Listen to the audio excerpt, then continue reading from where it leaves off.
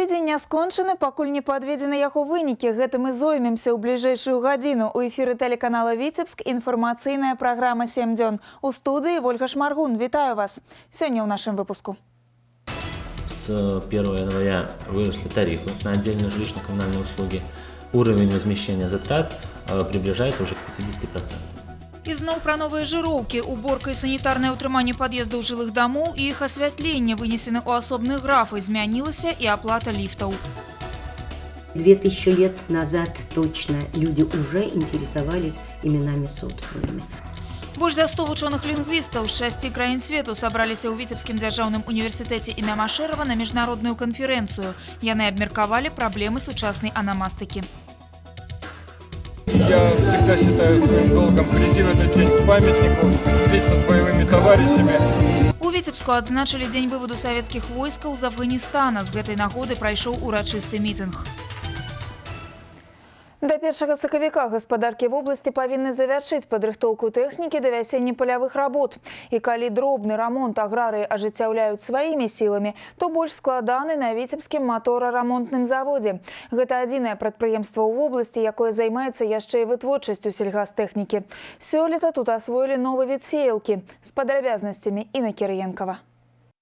Гэта вопытны узор 4-метровай сеялкі. Зараз яна праходзіць выпрабаванне. Сеялка механічная, адначасова ўносіць зерні і мінеральныя ўгнаенні. А гэта эканомія часу і матэрыяльных ресурсаў. 90% камплектуючых уласнай вытворчасці. Была поставлена задача, 4-метровый агрегат сделали, плюс к ней еще она должна работать в сцепке, то есть 2 и 3 за один трактор. Всю осень трудились.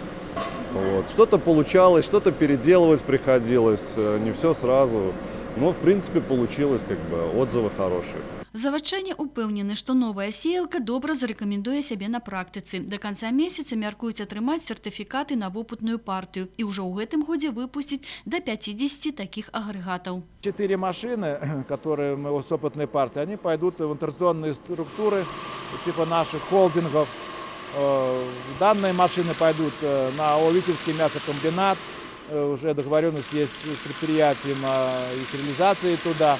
Я думаю, что они проявят себя в работе. До пачатку вясенне-палявых работ застаюцца лічаныя тыдні, таму у заводчан зараз работы хоць адбаўляй. Неабходна ў сціслыя тэрміны адрамантаваць тэхніку, у тым ліку энерганасычаную. У асноўным гэта рамонт рухавікоў як айчыннай, так і замежнай вытворчасці. Агрегат, да, сложно. Для этого нужно специально иметь удостоверение, чтобы прошел курс обучения человек данный. Ну и, так сказать, все соблюдения тех процессов, где-то неделя, может даже больше уходит на этот двигатель. Для імпартных сельгасмашын прадпрыемства вымушана закупляць запасныя часткі і камплектуючыя. У нас все двигателя проходят 100% на испытательном стенде. Все двигателя без исключения. Такого нету, чтобы все, например, двигатели отдали без обкатки. Это не в наших интересах. Надо снять все параметры и дать гарантию, и заполнить соответствующие гарантийные талоны, и отдаем на склад готовой продукции. Акрамя рамонтных работ, прадпрыемства пад поўную патрэбу выпускае камплектуючыя запасныя часткі да беларускай сельгастэхнікі, і попыт на іх з боку сельгасвытворцаў пастаянна расце. Наше производство гораздо дешевле, по качеству не уступает импортным аналогам, но цена сегодня тоже большое дело играет. И всегда в наличии есть. То есть покупай и делай. Все возможные расчеты так, чтобы было удобно и хозяйствам, и нам.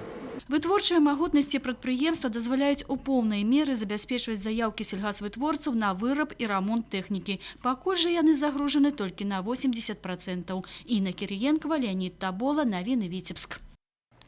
Праз 3 гады насельніцтва Беларусі будзе поўнасцю аплачваць кошт жыллёва-камунальных паслуг. Перайсці на поўную кампенсацыю затрат на камуналку плануецца паступова ў 3 этапы. Ужо сёлета жыроўка значна пацяжэла, трансфармавалася плата за тэхнічнае абслугоўванне жылога фонду, узровень кампенсацыі затрат насельніцтвам перавысіў 80%. І звязана гэта са змяненнем структуры паслугі. У асобную графу выдзелена ўборка і санітарнае ўтрыманне пад'ездаў жылых дамоў, а таксама іх асвятленне. Зараз насельніцтва поўнасцю кампенсуе расходы на гэтыя віды паслуг. Змяніліся і падыходы да аплаты за карыстанне ліфтам. Услуга по техническому обслуживанию лифта.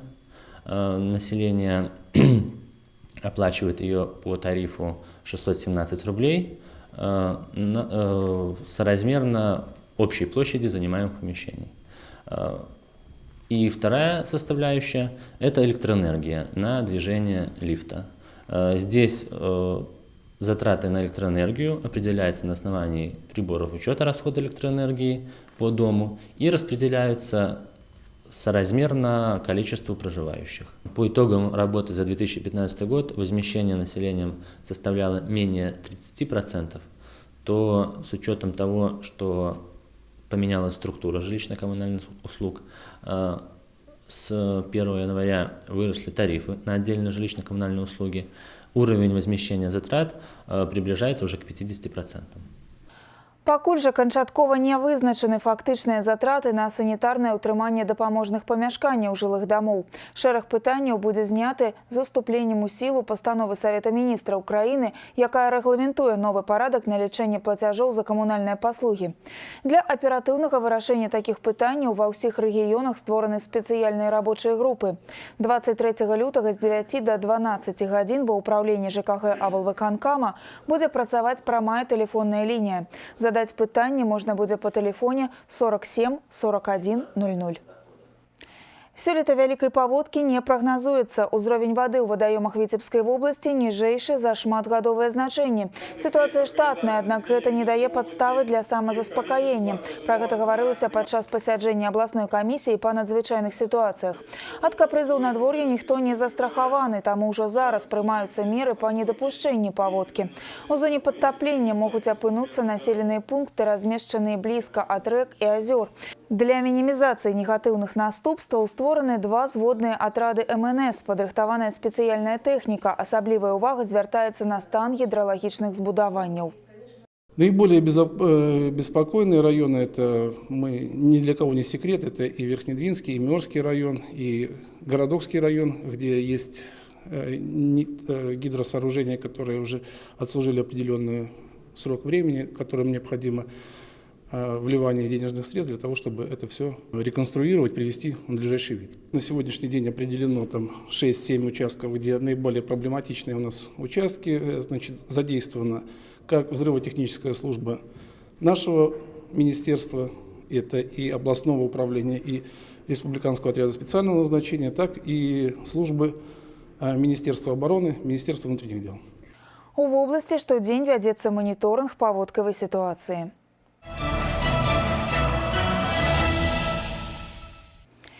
Сёння міжнародны дзень роднай мовы. Ведаць мову сваіх бацькоў – гэта значыць зберагаць і развіваць культуру свайго народа. У Беларусі дзве дзяржаўныя мовы – беларуская і руская. Многія з нас абедзве з іх лічаць роднымі, а гэта значыць, што мы ўдвая багацей, у нас дзве родныя культуры.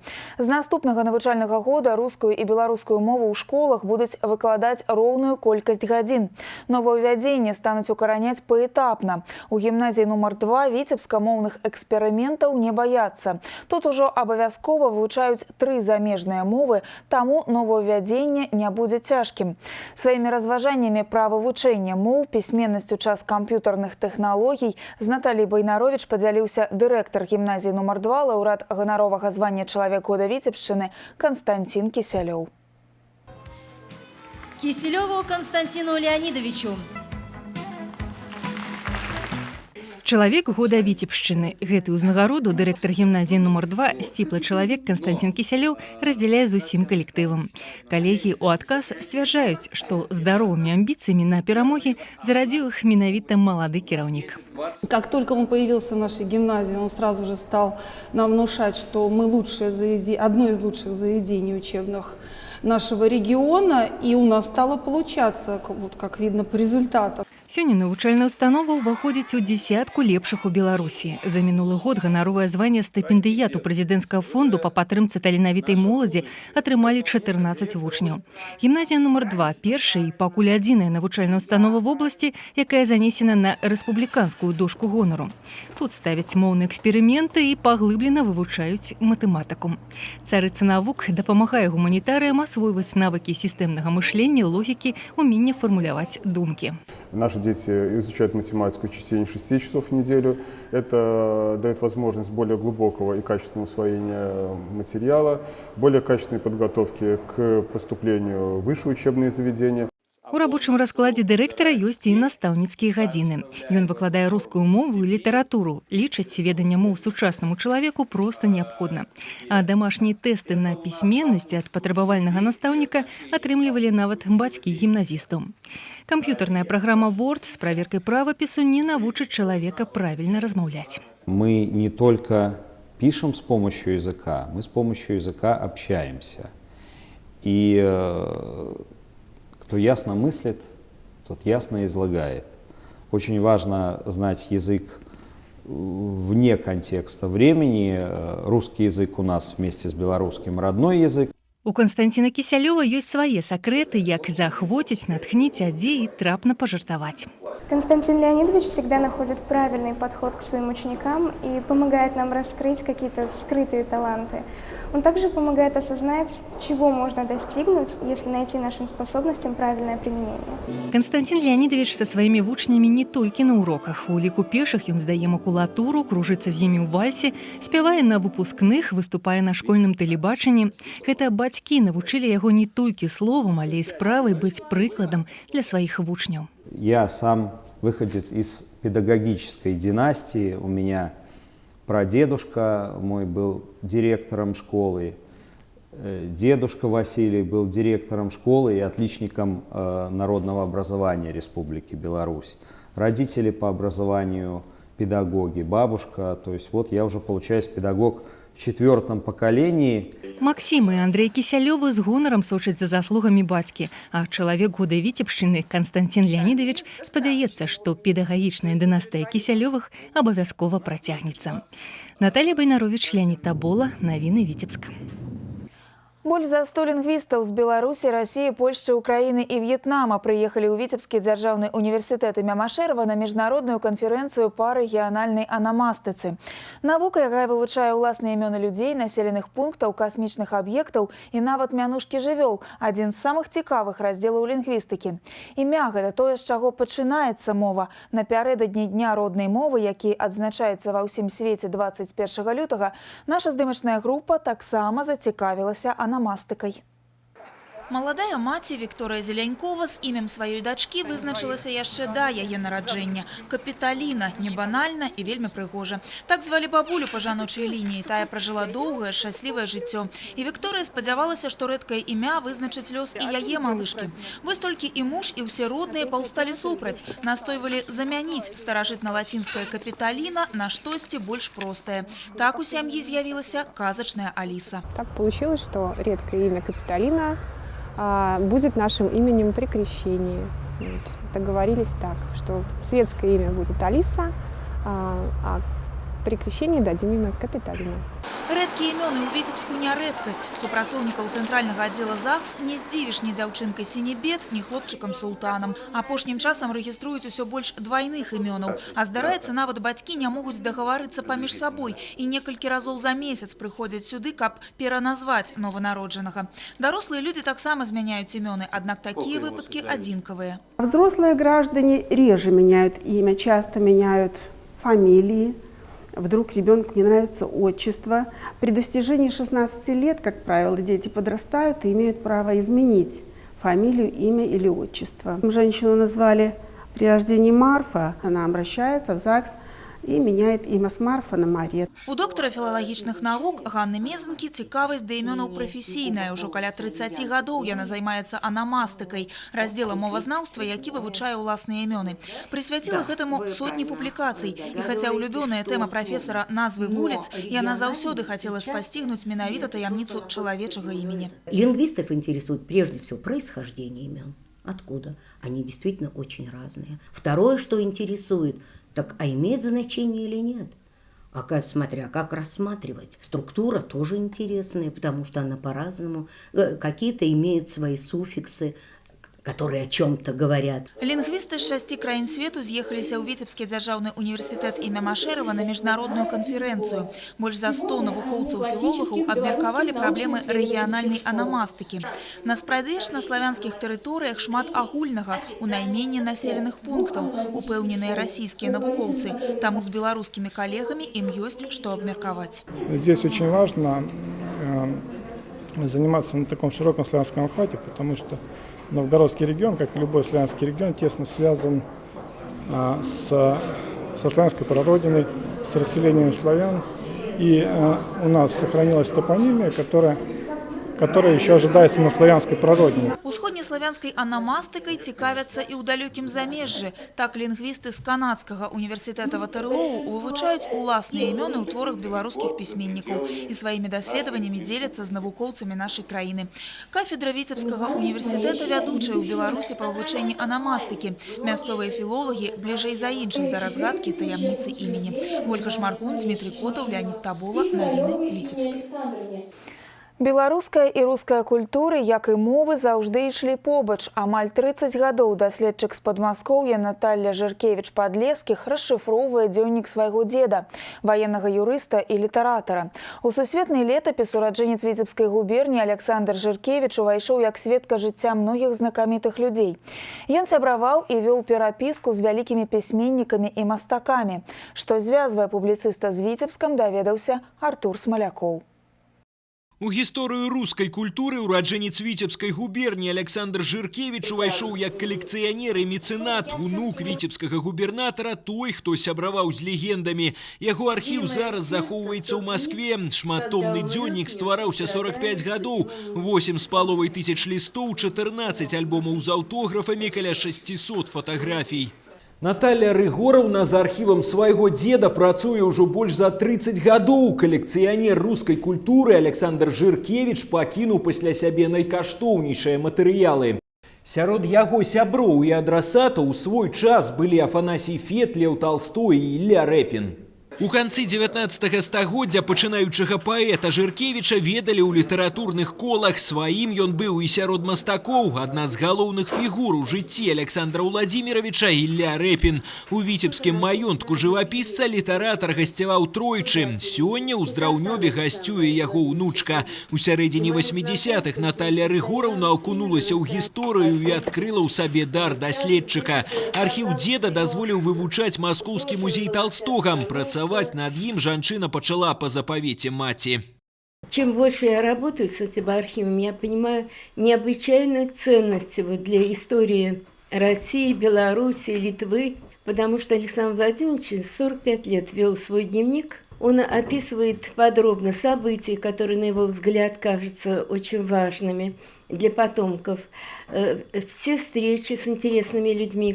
Віцебскі музей сядзіба Іллі Рэпіна ўжо 10 гадоў падтрымлівае сувязь з Натальей Жаркевіч-Падлескіх. Яе даследаванні не проста гісторыя роду, гэта гісторыя эпохі. Слушая Наталью Григорьевну, оживает эпоха, в которой жили я, Ефимыч Репин, и бывавший здесь неоднократно Александр Владимирович Жыркевич. За Жыркевичем Александром Владимировичем действительно стоит целая эпоха. Это галерея выдающихся деятелей культуры, науки, искусство того времени, поэтому мы в самом деле открываем окно в ту эпоху и обращаемся вот к образам этих людей. Нягледзячы на жыццёвыя цяжкасці падчас Першай сусветнай вайны, голад і смерць жонкі, Александр Жыркевіч застаўся верны сваім прынцыпам і мэце – захаваць гістарычную і культурную памяць для нашчадкаў. Гэты чалавек заўсёды марыў напісаць вялікую кнігу. Сёння, праз гады, яго знакаміты дзённік і стаў той славутай спадчынай, якую так імкнуўся пакінуць літаратар. Артур Смалякоў, Кірыл Кайсберг, Навіны Віцебск. Беларускі каравай, туркменскі чурэк, ліванскі сэндвіч і іранскі лаваш. У Віцебску ўпершыню разам сабралі нацыянальныя хлябы. Інтэрнацыянальная сустрэча «Хлеб, пасол міру і добрасуседства паміж народамі» ладзілася ў рамках праекта «Бібліятэка. Тэрыторыя дружбы». За адным сталом сабраліся замежныя студэнты віцебскіх ВНУ з Китая, Лівана, Ірана, Ганы, Туркменістана і навучэнцы політэхнічнага прафесійнага ліцэя. Яны знаёмілі са сваімі нацыянальнымі традыцыямі, связанными с приготованием хлеба, делились секретами его выпечки, стародавними и сучасными рецептами. Сегодня мы презентуем хлеб, который изготавливали из пшеничной и ржаной муки в стародавние времена.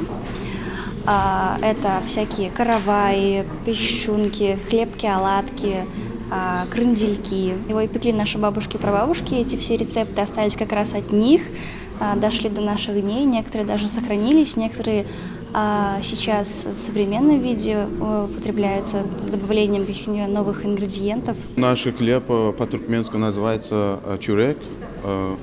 Мы готовимся на хлебом, там в Туркменстане муки добавляем, еще там масло, соль, ну еще другие есть.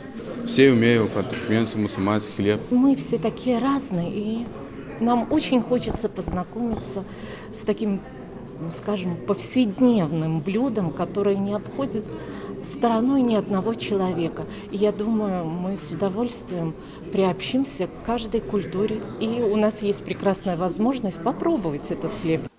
Неотъемной часткой презентации стала дегустация национального продукту. На гэтым тыдні ў Беларусі ўспаміналі загінуўшых воінаў-інтэрнацыяналістаў. У календары гэта дата 15 лютага, дзень вываду савецкіх войскаў з Афганістана. 27 гадоў прайшло з тых падзей, аднак памяць у сэрцах родных саслужыўцаў жыве і сёння. Памятныя мерапрыемствы з гэтай нагоды прайшлі ва ўсіх рэгіёнах прыдзвіння. На мітынгу ў Віцебску пабываў Віктор Праліч. Александр Халатран трапіў у самае гарніла Афганістана, будучы военным урачом. Ён ратаваў салдат і афіцераў і адначасова сам здаваў экзамен на выжыванне, які доўжыўся 2 гады і 15 дзён. Дадому ён вярнуўся з узнагароды і ўспамінамі аб вайне. Иногда я вспоминаю, особенно в разговорах с товарищами, какие-то ситуации боевые, где мы потеряли товарищей, где мы добились каких-то результатов. Но чаще вспоминается хорошее. И это главное, я считаю, потому что на плохом фундамента не построишь. Вось уже 19-й год запар сюды да помніка воінам-інтэрнацыяналістам Боль у Віцебску прыходзяць не толькі матулі, бацькі, жонкі і саслужыўцы загінуўшых. Радам з імі моладзь, прадстаўнікі грамадскіх аб'яднанняў і ўлады.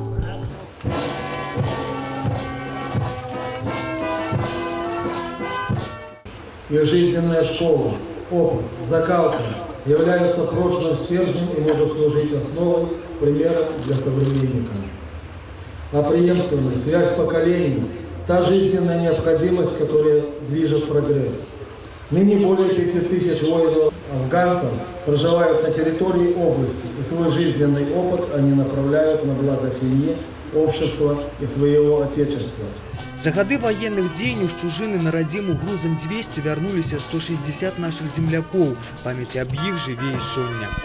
В Витебской области, в каждом районном центре, в городе установлены мемориальные знаки ветеранам войны в Афганистане и в первую очередь погибшим в Афганистане. Достаточно сказать, что 20 улиц названы именами погибших в Афганистане. На 31 школе установлены мемориальные доски погибших, которые учились в этих школах. Пасля афіцыйнай цырымоніі удзельнікі мітынгу яшчэ доўга не спяшаюцца дадому, знаходзяць сэрцу знаёмыя прозвішчы і імёны і моўчкі стаяць, ахопленыя хваляй балючых успамінаў. Віктор Праліч, Александр Прыстаўка, навіны Віцебск. Прайшло амаль 3 дзесяцігоддзі з той неаб'яўленай вайны, але вядома пра яе не так ужо і многа. Таму ўспаміны сведак тых падзей так неабходныя, каб захаваць мір і згоду. І вось абласная газета «Віцебскія весці» пачала друкаваць дакументальную аповесць Валерыя Марчанкі «Афганістан. Разведка ПДВ ў дзеянні», прысвечаную воінам, якія выконвалі інтэрнацыянальны доўг у гарах Афганістана.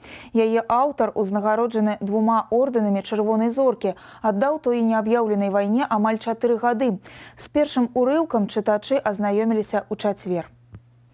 Уся краіна падключылася да збору сродкаў на будаўніцтва мемарыяльнага комплексу ўрочышча Пяскі ў Полацку. У гады Вялікайчыннай вайны тут размяшчаўся транзітны лагер для савецкіх ваеннапалонных «Дулаг 125». Па розных крыніцах у лагеры смерці загінулі ад 40 до 120 тысяч чалавек. Праект мемарыялу памяці ахвяр фашызму ўжо цалкам гатовы. На тэрыторыі размесціцца адразу некалькі маштабных канструкцый: капліца, партал уваходу. Аб памяці і гістарычным абавязку нашы карэспандэнты. Гісторыю левага берага Палаты ў Полацку ведае кожны. У гады Вялікай Адчыннай вайны на ўскрайку горада знаходзіўся перасыльны лагер для савецкіх военнопалонных Дулах-125. Смяротная доля тут настигла па самых сціплых падліках 40 тысяч чалавек. Сярод іх беларусы, рускія, украінцы и итальянцы. В августе 1941 года командование вермахта приняло директиву о введении норм питания советских военнопленных. Человек должен работать, получая минимум калорий. То есть военнопленный постепенно умирал. У народзе гэта месца ахрысцілі тэрыторыі смерці. Штодзень тут гінулі сотні. Людзей хавалі на былым стрэльбішчы. Відавочцы сведчылі, зямля літаральна дыхала. У Дулах-125 таксама звазілі забітых суседняга лагера смерці. Пасля моцнага дажджу чалавечыя астанкі вымываюцца на паверхню зямлі і зараз. Есть такой памятник в Кронштадте адмиралу Макарову, на котором написано «Помни войну». И это очень мудрые слова, потому что люди, когда забывают о войне, она к ним приходит. Наши внуки, правнуки, все должны об этом хорошо знать, чтоб дальше не повторилось такое, чтоб мы жили всегда под чистым небом. У гэтых нялёгкіх папках праект будучага мемарыяльнага комплексу. Па задуме аўтараў ён уключае адразу некалькі маштабных збудаванняў. Сярод іх капліца, помнік брацкая магіла і партал уваходу. Комплекс прадуманы да дробязяў. Да мемарыялу будуць весці некалькі дзясяткаў прыступкаў, а ўвечары мастацкая падсветка падкрэсліць строгія абрысы. Бюджетом района выделено 4 миллиарда. Подключился фонд мира. Вот только за январь месяц уже собрано 130 миллионов денег. Есть договоренность с областью. Проведем к лету мы областной субботник. Средства пойдут на строительства этого комплекса. Мясцовая ініцыятыва ўжо дасягнула рэспубліканскага маштабу. Аднымі з першых да акцыі па збору сродку падключыліся ваенныя і ветэраны Вялікай Адчыннай вайны. Людзі ўпэўнены, нават самы маленькі ўклад стане вялікай дапамогай у будаўніцтве новага мемарыялу.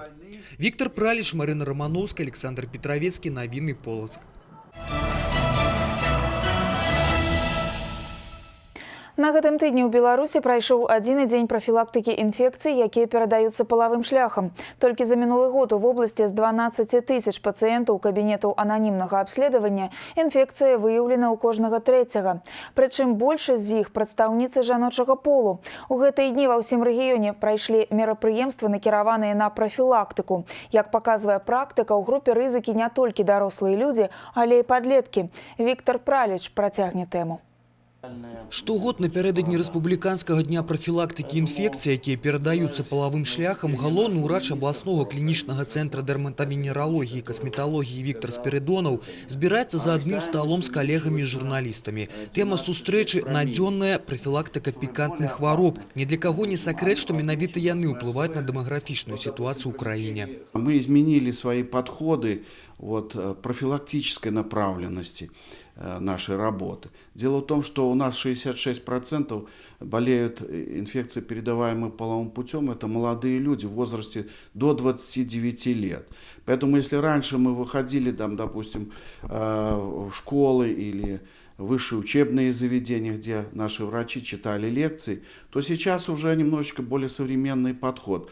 То есть мы как считаем, чтобы человек сам интерактивно участвовал в этой такой работе. Гэтыя маладыя людзі ўсе здаровыя. У адзін з забаўляльных клубаў Віцебска яны прыйшлі для ўдзелу ў інтэрактыўнай гульні «Каханне романтычна, хвароба не». Анастасія за здаровы лад жыцця, таму вырашыла, што лішняй падобная сустрэча не будзе. Нужны, я считаю, нужны, потому что молодежь говорит, им говорят о таких заболеваниях ИПП именно вот в месте, это клуб. Здесь своя аура, здесь какие-то свои ассоциации с этим, поэтому я считаю, что это полезно. Гульня сабрала каля 20 хлопцаў і дзяўчат. На працягу вечара ім прыйшлося адкрыта размаўляць на даволі закрытую, на думку многіх, тэму. Сейчас страницы интернета блестят множеством информации, но молодым людям очень тяжело самостоятельно дефинировать правильно эту информацию для себя. А здесь в неформальной обстановке есть возможность пообщаться со специалистами высококвалифицированными. Гэта толькі адзін з многіх і, па словах спецыялістаў, дзейсны варыянт прафілактыкі хвароб. Між іншым, сёння ў вобласці адкрыты дзясяткі кабінетаў, дзе можна нават ананімна прайсці працэдуру на выяўленне інфекцыі. А вот займацца самалячэннем вузкія ўрачы заклікаюць не рызыкаваць. Віктор Праліч, Александр Прыстаўка, навіны Віцебск. Проект стварэння валанцёрскіх атрадаў рэагавання на надзвычайныя сітуацыі плануе рэалізаваць Віцебская абласная арганізацыя беларускага таварыства Чырвонага крыжа сумесна са сваімі нарвежскімі і літоўскімі калегамі. Пэўны вопыт у гэтым напрамку ў мясцовых актывістаў ёсць. Яны дапамагалі ратаўнікам падчас паводкі ў Верхнядзвінскім і Лёзнінскім раёнах некалькі гадоў таму. Гэты і іншыя напрамкі дзейнасці абмеркавалі на канферэнцыі абласной арганізацыі з Чырвонага крыжа. Тут жа падвялі вынікі работы за мінулы год. Адной з самых цікавых ініцыятыў стала праграма «Разам да здароўя», разлічаная на 3 гады. Яе рэалізуюць пры падтрымцы швейцарскага Чырвонага крыжа. Сутнасць праекта ў стварэнні ініцыятыўных груп, удзельнікі якіх далучаюць людзей да здаровага ладу жыцця. Падобныя суполкі ёсць у Полацкім і Сенінскім раёнах вобласці. Это продвижение здорового образа жизни, профилактики неинфекционных заболеваний, но таким не очень, может быть, привычным способом, не просто пропаганда, да, через какие-то кампании информационные, хотя и этот компонент тоже есть, а попытка пойти от человека к человеку.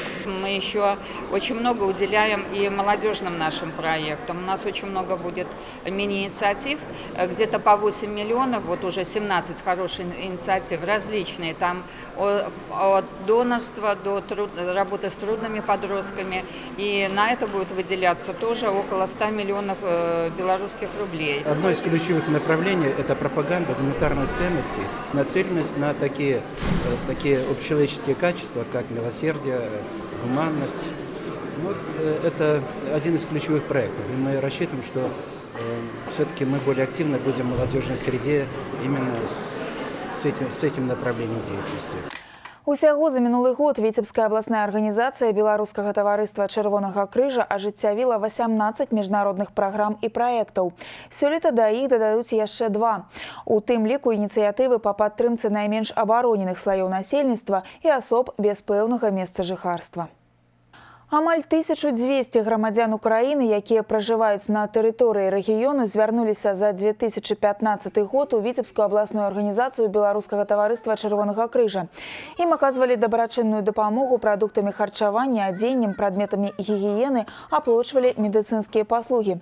Усяго перасяленцам з суседняй краіны выдалі ваўчары на суму больш за 1 мільярд рублёў. Усё гэта ў рамках рэалізацыі праекта падтрымання намаганняў беларускага таварыства Чырвонага крыжа па аказанні дапамогі перамешчаным жыхарам Украіны. Падобная работа працягнецца і сёлета. На гэтыя мэты Міжнародны камітэт Чырвонага крыжа выдзеліў каля 1 мільярда 200 мільёнаў рублёў.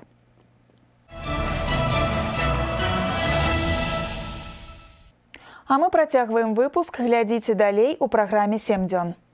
Незвычайная выратавальная аперацыя ў Аршанскім раёне. Супрацоўнікі МНС дасталі са склепа карову і цяля. Жывёлы не пацярпелі.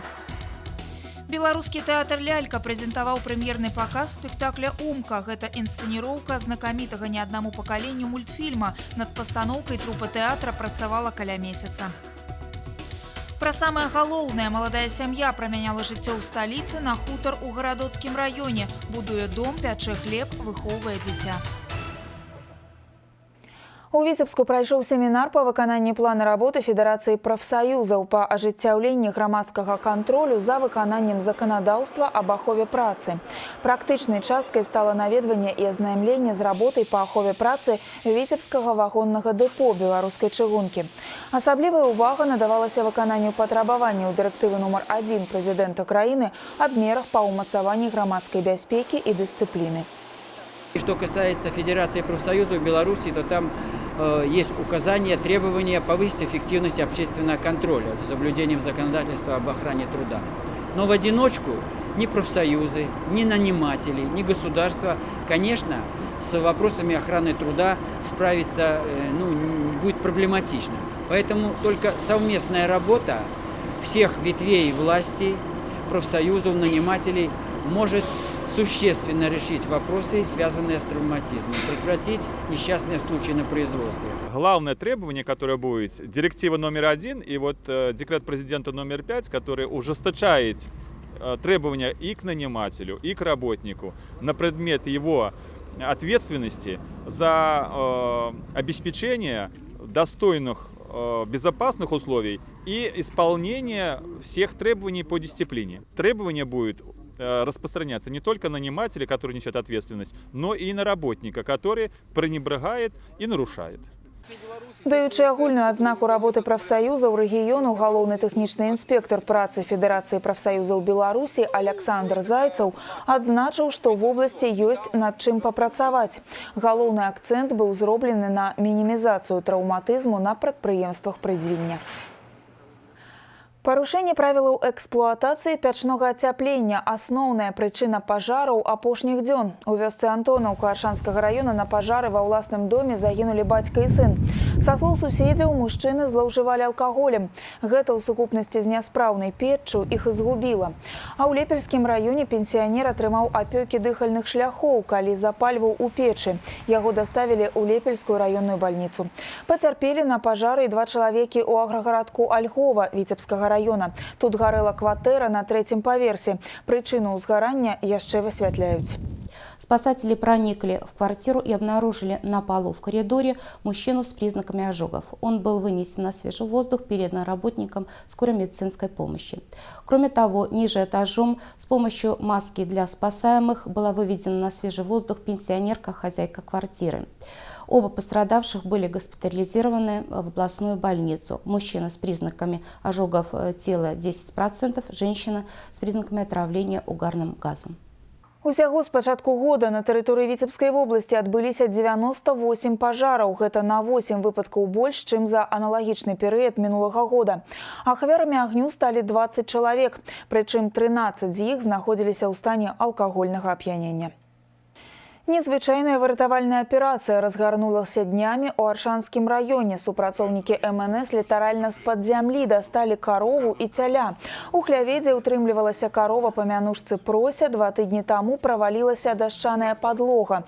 Аднак з выратаваннем жывёлы гаспадары спяшацца не сталі. У каровы з дня на дзень чакалася прыбаўленне. У склепе карова правяла 2 тыдні. Увесь гэты час гаспадары даглядалі яе, кармілі і паілі. А калі на свет з'явілася цяля, выклікалі ратаўнікоў. З дапамогай вяроўкі і пад'ёмнага крана жывёл дасталі са склепа. Смотрите, двери подкинут сразу. Все нормально. Я очень переживала, потому что все-таки это погреб, это очень маленькое помещение. Ну, слава богу, все хорошо, все замечательно. Могли повредить ребенка маленького, поэтому это все-таки надо было пережимать, живот надо было пережимать. Для коровы, я думаю, это было довольно тяжело. Сама бы я ее не вытащила. Чтобы добраться до этой коровы и суметь оказать ей помощь, пришлось разбирать участок кровли, вырезать отверстия для того, чтобы можно было подъемный механизм опустить туда. Теленку уже извлекали при помощи, скажем так, физической силы работников ГРОЧС. Карова і цяля падчас выратавальнай аперацыі не пацярпелі і зараз адчуваюць сябе добра. Дапамога ветэрынараў ім не спатрэбілася. Якім быў Віцебск шмат гадоў таму? Мастак з горада над Дзвіной Ігар Дураў ведае адказ і наглядна яго дэманструе. Энтузіяст і краязнаўца прапануе рэканструкцыю Віцебска сярэдзіны 12 стагоддзя. Для стварэння дэталёва-графічнага малюнка горада спатрэбілася некалькі гадоў руплівай працы. Выкладчык школы мастацтва ў Маладзік вывучаў летапісы, дакументы, артыкулы ў навуковых часопісах. Супрацоўнічаў з археолагамі і архітэктарамі. У выніку работу зацвердзілі навукоўцы-гісторыкі, и она была подорана музею «Духовский круглик». Витебск 12 век – это полная реконструкция всего жилого комплекса города. Это очень знаковый период. Это повышение статуса города до центра удельного княжества. Это свой князь. Это первый деревянный замок, который потом стал называться Верхний. И, в общем, очень высокий подъем в развитии города. Очень важный момент. Это часть триптиха, 12 век, уже существующий 14 век, и еще будет 17 век. Падарыць гараджанам магчымасць убачыць вуліцы Віцебскага пасада 12 стагоддзя выдатнае дасягненне, але на гэтым Ігор Дураў не спыняецца. У планах трэцяя частка серыі карцін «Віцебскія замкі» і папаўненне галерэі знакавых персон у гісторыі прыдзвіння. Мастак запэўнівае, што праз некалькі гадоў палюбавацца работамі змогуць наведвальнікі музея «Духаўскі круглік». Мясцовую экспазіцыю ўжо ўпрыгожваюць 4 партрэты віцебскіх князёў і іх жонак, а таксама малюнак замкаў 14 стагоддзя. Усе карціны пісаў Дураў. Метамарфозы графікі – віцебская версія. Пад такой назвай у мастацкім музеі эстампная майстэрня кафедры выяўленчага мастацтва мастацка-графічнага факультэта ВДУ імя Машэрава прадставіла сваю калекцыю графікі. У экспазіцыі можна ўбачыць лепшыя дыпломныя праекты, а таксама метадычныя работы выкладчыкаў, на прыкладах якіх зараз навучаюцца студэнты факультэта. Тацяна Івановская аб незвычайнай калекцыі. Гэта калекцыя графікі стваралася дзесяцігоддзе. Пачаў яе фарміраваць на кафедры выдатны мастак і выкладчык Леонід Антімонаў. Ён хацеў, каб студэнты па арыгіналам маглі назіраць не толькі, якой неверагодна разнастайнай можа быць графіка, але мець магчымасць прасачыць станаўленне, метамарфозы, якія адбываюцца праз гады з аўтарамі работ. Эта выставка, она наиболее показательна и показывает уровень владения и линной гравюрой, и печатной графикой именно студентов художественно-графического факультета.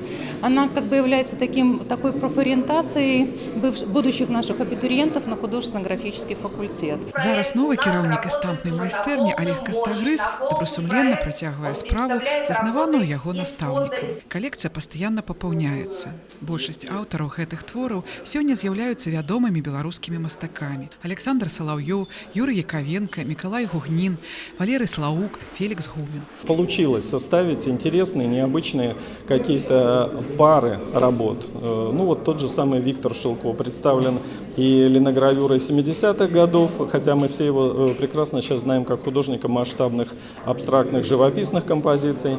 Он пробовал, не постеснялся подарить нам в коллекцию. На Сене же в 1984 году он пробовал литографию. Сярод работ, прадстаўленых на выставе, і твор былога выкладчыка кафедры Михаила Ляўковіча.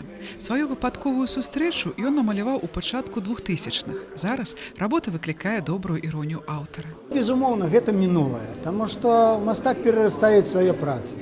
І я ў тым ліку. Я зараз ужо так не раблю. Я твару зусім па-іншаму. У мяне зусім іншыя погляды на гэта. І на рэч час, калі глядзіш назад, думаеш, а ці варта гэта ўвагі ўвогуле праца? І такое бывае. А потым яшчэ час праходзіць і глядзіш, а навошта ж я яе ганіў, і на яе неблагая. Выстава метамарфозы графікі, віцебская версія, будзе экспанавацца ў мастацкім музеі да 16 сакавіка. Тацяна Івановская, Кірыл Кайсберг, навіны Віцебск. Беларускі тэатр «Лялька» прэзентаваў прэм'ерны паказ спектакля «Умка». Знакамітую не аднаму пакаленню мультыплікацыйную гісторыю пра медзведзяня напісаў Юрый Яковлеў. Як класіка савецкай мультыплікацыі ажыла на віцебскай сцэне, раскажа Віктор Праліч. Спектакль «Умка» – гэта інсцэніроўка знакамітага мультфільма 1969 года, якая расказвае аб сапраўдным сяброўстве дабытлівага медведзяня і хлопчыка Цімку. Гісторыя адбываецца на самай поўначы, і хоць пастаноўка разлічана на дзіцячую аўдыторыю, акцёрам прыйшлося немало папрацаваць. Мир, он не белый и черный, а есть исключения. И вот наш спектакль – это вот, что не закрывайте глаза, ну то есть как бы ищите. Исключения бывают, и они бывают иногда очень прекрасные. Каб інсцэніраваць легенду савецкага мультфільма спатрэбіўся месяц. У пастаноўцы выкарыстана аўтэнтычная музыка народу поўначы, ёсць і шаманскі танец. Галоўныя героі казкі, белая мядзведзіца, Умка і Цімка, былі выразаны з цэлых кускоў дрэва. Такая цацка для жаночай рукі, цяжкаватая. Між іншым, акцёры, нягледзячы на свой вялікі вопыт, прызнаюцца, што брацца за такую пастаноўку было складана. Данесці да сучаснага гледача ўсё тое, што ўклалі ў анімацыю амаль паўстагоддзя таму, здавалася складаным. «Умка» – гэта спектакль і п'еса майго дзяцінства. А тады дзеткі былі іншыя. Мы больш глядзелі на зоркі, чым у камп'ютар. І таму мы не ведаем, як наш глядач прыме гэты спектакль. Але ж, мне здаецца, пачуцці сяброўства, любові паміж маці і сынам, паміж бацькамі і дзецьмі, яна, мне здаецца, не можа змяніцца, які бы ні ішоў час, які б ні былі нашы дзеці. Людзі прыходзяць і глядзяць. Яны хочуць, каб працавала іх душа. не просто физика, не просто футбол ці хоккей, але каб кранала душу, і душа пачала працаваць, і чалавек станавіўся больш чалавекам, чым ён ёсць на самой справе. Гэта вельмі сучасна сёння крануць душу чалавека. Сёлета беларускі тэатр «Лялька» адзначае свой юбілей. Дзіцячаму тэатру спаўняецца 30 год, і яго афіша будзе радаваць і класічнымі пастаноўкамі, і сучаснымі на працягу ўсяго года культуры. Віктор Праліш, Марына Романовская, Александр Петровецкі. Навіны Віцебск.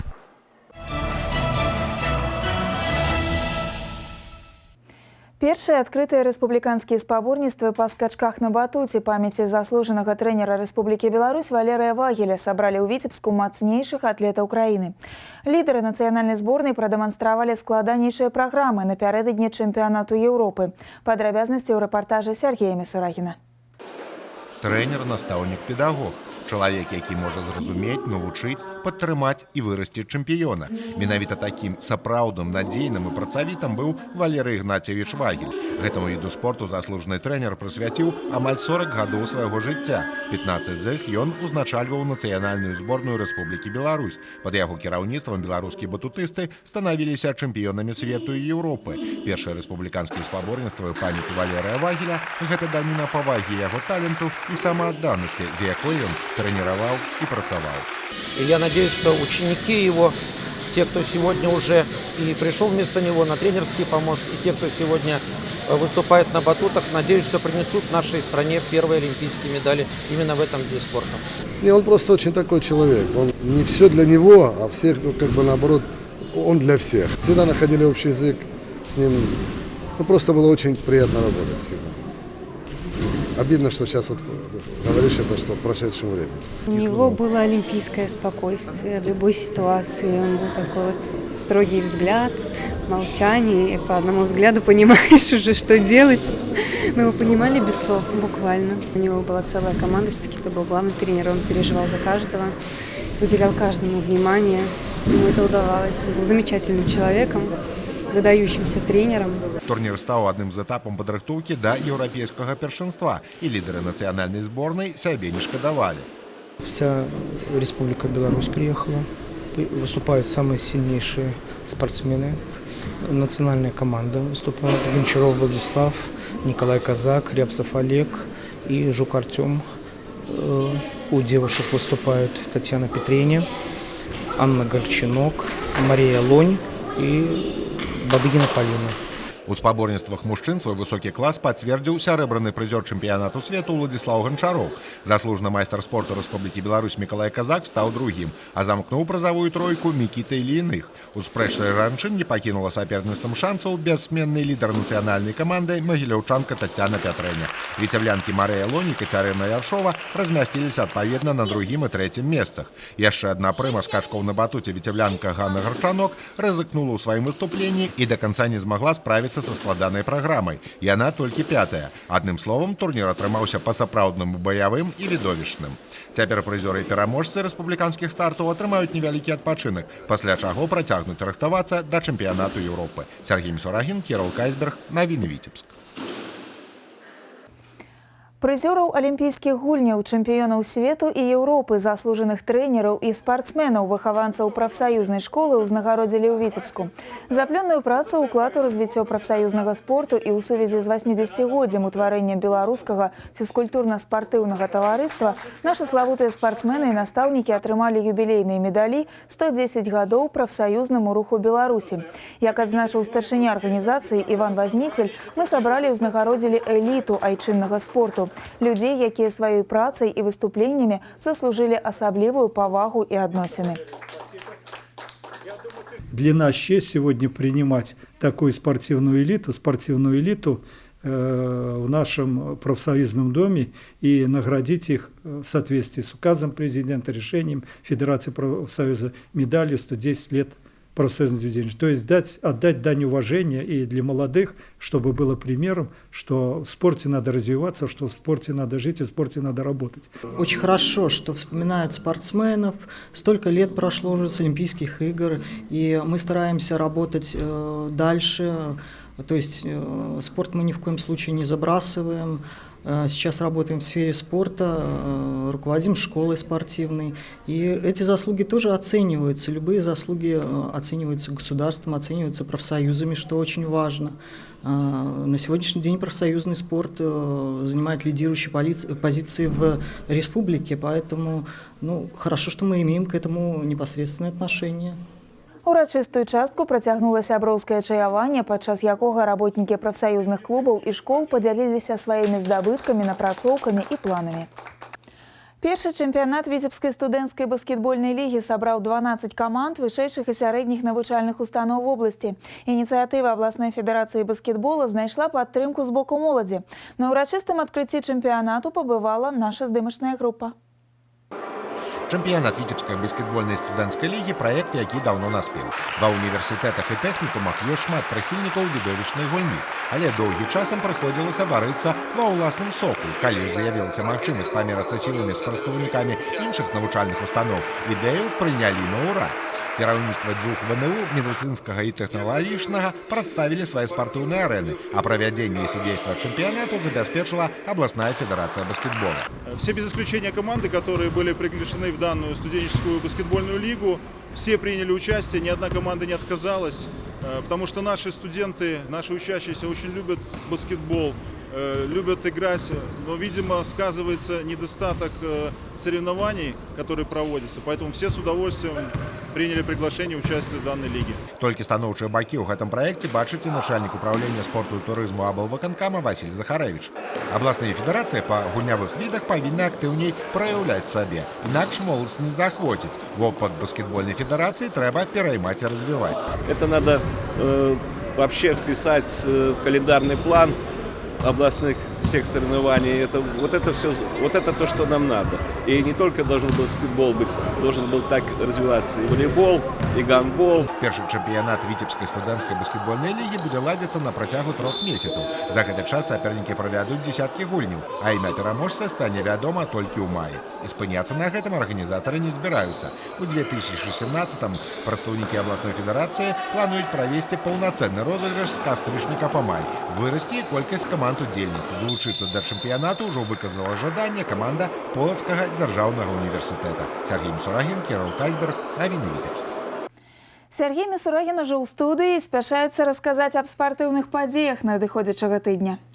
Прывітанне, Вольга. На мінулым тыдні спартыўны календар у Віцебску быў насычаны спартыўнымі стартамі. Зараз вектар рэспубліканскіх спаборніцтваў змясціўся ў бок абласных цэнтраў. Цяпер нашим спортсменам трэба будзе даказаць, што не толькі ў родных сценах, а і на чужых пляцоўках яны могуць дэманстраваць хуткія секунды, набіраць ачкі і змагацца за медалі нацыянальных розыгрышаў. Але аб усім па парадку. У панядзелак 22 лютага пачынаюцца гульні другога этапа чэмпіянату Беларусі па гандболе. Віцебская каманда «Ганна» трапіла ў падгрупу «Б», дзе будзе аспрэчваць месцы з 5 па 8. Стартавую сустрэчу віцеблянкі правядуць у Гродні, дзе саперніцамі нашых землячак будзе зборная 98. І ў працяг тэмы ў нядзелю 28 лютага ў Гомелі стартуюць алімпійскія дні моладзі па гандболе сярод юнакоў. На рэспубліканскім турніры выступіць і каманда Віцебскай вобласці. Нашы землякі паспрабуюць зрабіць тое, чаго ім не ўдаецца ўжо шмат гадоў – трапіць у прызавую тройку. Таксама на выхадныя толькі ў Брэсце валейбольны клуб Марка ВДТУ правядзе 2 сустрэчы з заходнім Бугам. Брэстаўчане ідуць на 5-м месцы і апярэджваюць нашых землякоў на 10 ачкоў. Тым не менш, гэты сапернік па зубах віцеблянам, і яны настроены папоўніць свой ачковы багаж. У Віцебску ў суботу і нядзелю будзе ладзіцца адкрыты абласны турнір па таэквондо, прысвечаны Дню абаронцаў айчыны. Спаборніцтвы абяцаюць сабраць прадстаўнічы састаў удзельнікаў. Акрамя айчынных прыхільнікаў усходніх адзінаборстваў, арганізатары запрасілі на турнір каманды з Расіі і краін Балтыі. 27 лютага пачатак спаборніцтваў у спорткомплексе ЦСКА о 9:30 хвілін. І завяршу анонс спартыўнымі падзеямі, якія амаль у адны тэрміны пройдуць на выездзе. 24 лютага ў Гомелі стартуе першынство Рэспублікі Беларусь па спартыўнай акрабатыцы, а Гродная прэмія барцоў вольнага стылю, якія таксама разыграюць медалі першынства краіны. Аналагічная задача будзе стаяць і перад дзюдаістамі, якія памерацца сіламі ў лідзе. Вось так хутка праляцеў час спартыўнага анонса, Вольга, я развітваюся з табой. Дзякуй, Сергей. Такім будзе Віцебск спартыўны ў наступныя 7 дзён.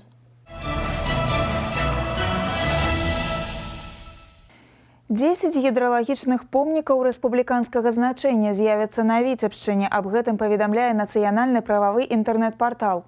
У лік славутасцяў увайшлі вядомыя нават за межамі Беларусі Мосар, што ў Глыбоцкім раёне, і Верхнядзвінская Сар'я. Гідралагічных помнікаў прыбавіцца на Пастаўшчыне, Браслаўшчыне і Міёрскім раёне.